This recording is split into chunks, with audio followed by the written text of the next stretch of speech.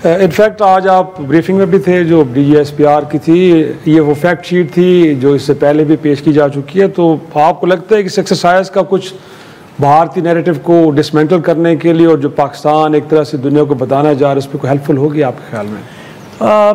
आप अपना बयानिया लोगों को बयान करते हैं, उन लोगों को उसमें मेरिट नज़र आएगा तो यकीनन लोग एक्सेप्ट करेंगे। और इस चीज़ में कोई शक नहीं है कि जो इंडिया का एटीट्यूड है वो काफ़ी रेकलेस है और वो एक एस्केलेशन मुसलसल करते जा रहे हैं। एक अव्वल तो उन्होंने जो इल्ज़ाम लगाया था कि पहलगाम अटैक में पाकिस्तान की इन्वॉल्वमेंट है, उसका कोई सबूत नहीं दिया और बग़ैर सबूत के पाकिस्तान की सरजमीन पर उन्होंने हमला किया है। लेकिन उसके बाद जिस तरह का उनका एक्शन रहा है कि वो खामखा की एक बयान अपना एक बहाना बनाकर पाकिस्तान पे उन्होंने ये ड्रोन अटैक्स किए हैं कल, और ये अनप्रेसिडेंटेड है कि इतने ज़्यादा ड्रोन अटैक्स पाकिस्तान की सरजमीन के ऊपर इंडिया की तरफ से किए। मतलब पहली दफ़ा है कि मेन लैंड पे हुई हैं, लेकिन वो भी इस नंबर पे कि 77 ड्रोन्स इन्होंने शूट डाउन किए हैं, वो एक अनप्रेसिडेंटेड है। तो इंडिया जिस तरह से बढ़ावा दे रहा है वो एक बिल्कुल ही पहले उसकी कोई नज़ीर नहीं मिलती कि जो पहले हमारे क्राइसिस होते रहे हैं उनमें, जैसे आज भी मैंने अपने आर्टिकल में लिखा था कि वो जो पहले इनका था कि लैंड एंगेजमेंट करते थे या एरियल रेड्स करते थे, अब उससे शिफ्ट कर रहे हैं। उन्होंने अपना कैलकुलस शिफ्ट किया। आपको यहाँ समझने की ज़रूरत है कि इंडिया का जो प्लान है, बॉर्डर गेम प्लान है, कि हमने पाकिस्तान के साथ अपना जो रिलेशनशिप है उसको रीडिफाइन करना है, और उस रीडिफाइन करने के लिए वो किसी हद तक भी जा सकते हैं। आज आपने वो उस ब्रीफिंग का जिक्र किया तो मैंने DGSPR साहब से जो सवाल किया था वो यही था कि एस्केलेशन लेडर, मतलब मुसलसल आगे हम बढ़ते जा रहे हैं। इसमें कुछ अगर से बिलाशुबा या आप जिस तरह से क्लेम करते हैं कि पाकिस्तान एस्केलेट नहीं कर रहा, लेकिन एस्केलेशन लेडर पे तो हम आगे जा रहे हैं ना। उन्होंने पहले स्ट्राइक्स की, हमने उनका जवाब दिया, फिर उन्होंने ड्रोन स्ट्राइक्स की तो वो एक आगे आगे चीज़ बढ़ती जा रही है और एक कैटास्ट्रॉफी की तरफ हम बढ़ते जा रहे हैं। तो क्या आप फोर्सी कर रहे हैं और कहाँ पे हम रैंप ऑफ देख रहे हैं? रैंप ऑफ से मुराद है कि कहाँ पे हम एग्जिट देख रहे हैं। तो उन्होंने कहा कि जिस तरह का दुश्मन इंडिया है और जिस तरह से वो इस दफ़ा पुरानी प्लेबुक से हट के खेल रहा है तो कुछ भी प्रेडिक्टेबल नहीं है। अच्छा, क्या आगे ये तनाव है ये क्या राह इख्तियार करेगा, इसके बारे में कोई कुछ नहीं कह सकता, क्योंकि ये वो है कि ये आपकी जो टेक्स्ट बुक केसेस हैं उनसे हट के इस दफ़ा हम आगे की तरफ बढ़ते जा रहे हैं। लेकिन एक चीज़ जो मुझे वहाँ से जिस चीज़ का अंदाज़ा हुआ कि पाकिस्तान का रिस्पॉन्स एश्योर्ड है, लेकिन उसका वक्त का तयन पाकिस्तान खुद करेगा। जैसे आप देखें, इंडिया ने भी आपको अटैक किया 2 हफ्ते बाद, तकरीबन जाके लगभग 2 हफ्ते बाद उन्होंने अपनी चुनाव किया कि हम किस वक्त पाकिस्तान को किस अंदाज में जवाब देंगे। अब ये इतनी स्पेस तो आप पाकिस्तानी फोर्सेस को दे दें कि भाई वो भी चुनाव कर लें कि भाई आपने एलिमेंट ऑफ सरप्राइज देना है। आजकल इंडिया बिल्कुल अलर्ट पे बैठा हुआ है और पहले से ही वो बहाने तराश रहा है कि जी आपके ड्रोन्स ने हम पे हमले किए, ये किया, उसके बदले में हमने ये किया, तो सब कुछ वो तैयार होंगे। अब मैं आपको मिसाल बता दूं, आज मैं एयर वाइस मार्शल साहब जो औरंगजेब साहब थे जो वहाँ पे डिप्टी चीफ ऑपरेशंस हैं एयरफोर्स, वो प्रेस में थे, तो वहाँ पर वो कह रहे थे कि 12 बजे तक, मिडनाइट तक जो वहाँ पे इंडिया में सूरत हाल थी उस रात को, ये मई 6 और 7 की दरमियानी रात कर रहे थे कि कुछ होने वाला नहीं, कह रहे हैं कि हम मिडनाइट को बिल्कुल नहीं एक्सपेक्ट कर रहे थे। ऑल ऑफ ए सडन उन्होंने 60 जहाज एयरबॉर्न कर दी। हमें अंदाजा हो गया कि अब ये कुछ करने लगे, तो विद इन 2 मिनट्स में बहुत अच्छा हमारा एयरफोर्स का रिस्पॉन्स है कि उन्होंने with in couple of minutes, matter of minutes, अब एग्जैक्टली मुझे याद नहीं, 2 मिनट के 3 मिनट के, हमने अपने 42 जहाज एयरबॉर्न कर दिए। तो उसके बाद उन्होंने उनका जवाब दिया। तो एक एलिमेंट ऑफ सरप्राइज इंडियंस ने आपको देने की कोशिश की, तो पाकिस्तान भी इसी तरह से उनको देगा। लेकिन अब यहाँ पर जो हमारे लिए जो बड़ा चैलेंज है कि चूंकि ये दोनों कंट्रीज, एक में आपको पता है कि एक लोगों को डराने की बात नहीं है, न्यूक्लियर स्टेट्स हैं, तो मिसकैलकुलेशन हो सकती है जिसका खमियाजा फिर पूरे रीजन को भुगतना पड़ेगा। इससे पहले के ऑप्शंस क्या हैं ज़मीर, मैं थोड़ा सा भारतीय मीडिया की बात में ब्रेक से पहले कर रहे थे।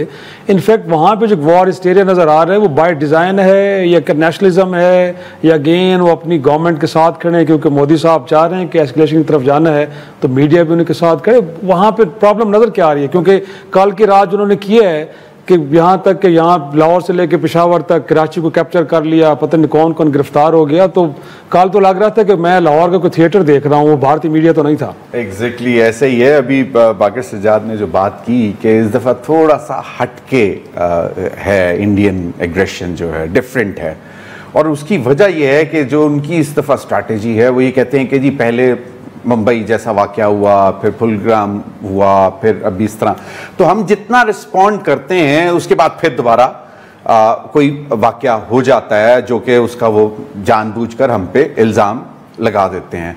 तो उनका इस दफ़ा स्ट्रैटेजी ये है कि जी एक तो उन्होंने मल्टी फ्रंट्स ओपन करने हैं और उस हद तक लेके जाना है कि अपनी सुप्रीमेसी इस्टेब्लिश करनी है और पाकिस्तान को दुनिया में दिखाना है कि जी इट्स अ टेररिस्ट आउटफिट और हमने जो कुछ किया है इस वजह से किया है। एक ये उसका इस दफ़ा बाकायदा प्लान है जो ये अभी बाकर ने भी बात की कि वो अपने पाकिस्तान और इंडिया के रिलेशंस जो है वो रीडिफाइन करना चाहते हैं, but not at the cost कि पाकिस्तान को आप नीचा दिखा के नहीं हो सकता। आप दोनों सॉवरेन कंट्रीज हैं, बराबर की कंट्रीज हैं, आपके दोनों न्यूक्लियर पावर्स हैं, आपने देख लिया जो जो आपने किया, आपको उसका बहुत अच्छा जवाब भी मिला। तो ये नहीं हो सकता कि आपके साथ हम मामला जो है एक नई अगर आपने डिफाइन करना है पाक इंडिया रिलेशंस तो हम आपकी शराइत पर नहीं डिफाइन होने देंगे, वो हम सब मिलकर बैठकर तय करेंगे या फिर इंटरनेशनल वर्ल्ड भी उसमें अपना जो भी 2 सेंट्स चिप इन करेगी वो उसको रखते हुए करेंगे। ये नहीं हो सकता कि जो मोदी सरकार चाहे और वो हम मान लें। अगले रोज एक प्रोग्राम में बैठे हुए बाकर मैंने बोला था कि हमारे ऊपर इल्ज़ाम लग रहा है कि जी पाकिस्तान के इतने बुरे हालात हो गए कि ब्रेन ड्रेन हुआ है। तो मैंने कल कहा, मैंने कहा जी कि ब्रेन ड्रेन तो इंडिया में नजर आया है और पिछले 12 सालों से नजर आ रहा है कि अगर एक टी बॉय को अगर आप प्राइम मिनिस्टर इलेक्ट कर लेते हैं तो इट मींस कि ब्रेन ड्रेन तो वहां पे हुआ, वहां पे ब्रेन ही नहीं है ना वोटर में ना, मतलब माजरत से I didn't wanted to say that, but the thing is that कि जो कुछ उनके एक्शंस हैं वो ये एस्टैब्लिश कर रहे हैं कि भाई आप समझ बूझकर कुछ भी नहीं कर रहे हैं, आप हिस्टेरिकल हुए हैं, आप जो हैं एक, और वो जो अभी तक ये जो एस्केलेशन है जो लेडर की, वो ये इसलिए नहीं खत्म कर रहे हैं कि वो जो मैंने पहले भी कहा कि अभी तक जो कुछ उन्होंने किया है उसकी उनको मुंह की खानी पड़ी है। तो वो ये चाहते हैं, एस्टैब्लिश करना चाहते हैं कि जी हम किसी ना किसी तरह कोई ऐसा काम कर लें जिससे हमारी जो है जरा बल्ले बल्ले हो जाए अपनी आवाम के सामने, तो उसके बाद फिर हम थोड़ा सा डी एस्केलेशन की तरफ जाएंगे। लेकिन ये उनकी खाम ख्याली है क्योंकि ये फिर होता नहीं है ना, टर्म्स पे ऐसा नहीं कर पाएंगे, नहीं हो सकता। मैं थोड़ा सा जो बाकी ने नुक्ता उठाया है मास्टर साहब, वही नुक्ता मैं आप ही की तरफ से लेके आता हूँ। इनफैक्ट अब पाकिस्तान ये रेस्ट्रेंट कितनी देर तक गोया कि इसको लेके चलेगा? आप देखें कि 9 से आज हम कोई मेरे ख्याल में 7 मई से लेके अब तक 3-4 रोज गुजर चुके हैं और इस दौरान हम ये क्लेम कर रहे हैं कि हमने कोई बड़ी कार्रवाई नहीं की, बट अगेन वो जो एस्केलेशन लैडर है वो तो अपवर्ड कहीं हमें नज़र आ रहा है कि चीज़ें ऊपर की तरफ जा रही हैं। तो पब्लिक प्रेशर भी है क्योंकि सवाल तो हो रहे हैं यहाँ पे भी कि क्यों ऐसा है कि हम कुछ नहीं कर रहे। तो ऑप्शंस हैं क्या? पाकिस्तान के पास कोई लिमिटेड ऑप्शंस हैं? क्या करेगा पाकिस्तान, क्या कर सकता है? सर देखिए, पहली बात तो आप लोग एस्केलेशन की बात कर रहे थे कि इंडिया एस्केलेट कर रहा है। देखिए, एस्केलेशन तो हमने करनी है टू डी एस्केलेट, ये एक फिनोमेना होता है। अब पाकिस्तान एस्केलेट करेगा उससे फिर सिचुएशन डी एस्केलेट होगी। इंडिया जो ड्रोन्स अटैक कर रहा है, अगर वो ये इसी जंगी हिकमत अमली पे चलने की कोशिश कर रहा है कि मैं एस्केलेट कर रहा हूँ टू डी एस्केलेट, तो ये एस्केलेशन नहीं है, it's a very small step. इसको एस्केलेशन होगी सही मानों में जब हमारा जवाब जाएगा, और वो जवाब फिर ऐसा होना चाहिए कि वो मजबूरन चीजों को फिर डी एस्केलेट करवाए। This is the only option for us left right now. और दूसरी जो बात अभी कर रहे थे मेरे दोस्त के, इंडिया जो है वो इससे उसने डिसाइड किया है कि वो मल्टीपल फ्रंट खोलेगा, वॉर की तरफ जाएगा, अपनी सुप्रीमेसी कायम करेगा। तो मेरा नहीं ख्याल कि जो इंडियन मिलिट्री है जो कि अपनी वॉर गेम्स भी करती है, जिसको मतलब पॉलिटिकल लीडरशिप से बहुत ज्यादा हकायक का पता है, वो इस लाइन पे कभी भी सोच सकती है। ये सोच सिर्फ आई है बीजेपी की और इन पर्टिकुलर मोदी साहब की। मोदी साहब की ये सोच क्यों आई है? मोदी साहब की ये सोच इसलिए है, इस चीज को समझना हमारे लिए बड़ा जरूरी है कि उन्होंने 7 साल की उम्र में आरएसएस को ज्वाइन किया था। देखिए, मैं इंडिया में था 3.5 साल एज एन अटैची, सो मैंने बहुत क्लोजली चीजों को मॉनिटर किया है कि कैसे इंडियन लोगों का माइंडसेट जो था, जो एक वक्त में कांग्रेस के जमाने में मॉडरेट भी था बहुत सारे लोगों का, वो किस तरह मजबूर होके इन्होंने मजबूर किया हिंदुत्व पे ले जाने के लिए, जिसकी वजह से ये एक फॉल्स नोशन आया हुआ है। लेकिन क्या वो ये करने के काबिल है? Absolutely not. उनके पास ये कुव्वत ही नहीं है। उनकी कन्वेंशनल पावर जो है वो बिल्कुल भी इस तरह की नहीं है। इकोनॉमिक पावर में हो सकता है वो हमसे मतलब 10 गुना ज्यादा हो।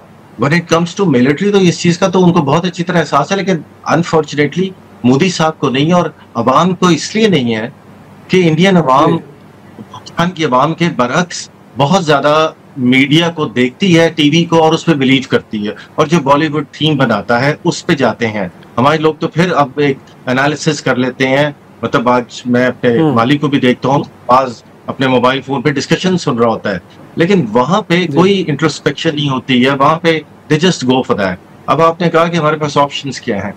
ऑप्शन हमारे पास ये है कि हम उनको एक ऐसा लेसन दें कि जिसके बाद वो ये जो एक न्यू नॉर्म बनाने की कोशिश कर रहे हैं, जो इन्होंने इजराइल और अमेरिका को कॉपी करने की कोशिश की, बट ना ये इजराइल है ना ये अमेरिका है, तो वो इनके जहन से हमेशा के लिए चला जाए, वंस फॉर ऑल, ताकि ये जो हमेशा का ड्रामा रचाते हैं और हमेशा इस तरह की करते हैं, इसी से हम दूर हो जाएं। और वो ऑप्शंस क्या हैं? वो मिलिट्री ऑप्शंस तो बेइंतहा है। जितना बड़ा मुल्क उतने ज्यादा टारगेट्स। अब वो टारगेटिंग फिलॉसफी जो होगी वो मिलिट्री करेगी, उसको देखते हुए कि उस पर मतलब उसके बाद भी हमें जाहिर है उसको फिर जस्टिफाई करना है, नॉट इन अ सेंस कि हमने क्यों किया, बट ऑब्वियसली उसकी जो डिस्ट्रक्शन है उसको कैलकुलेट किया जा रहा है। और यही काम होता है मिलिट्री प्लानर का और एक मुल्क की लीडरशिप का कि वो इस पर डिसाइड करें कि हमने इसको किस लेवल तक लेके जाना है। लेकिन ये लेवल फिर मैं पहले बात की थी ना कि हमें एस्केलेट करना है टू डी एस्केलेट।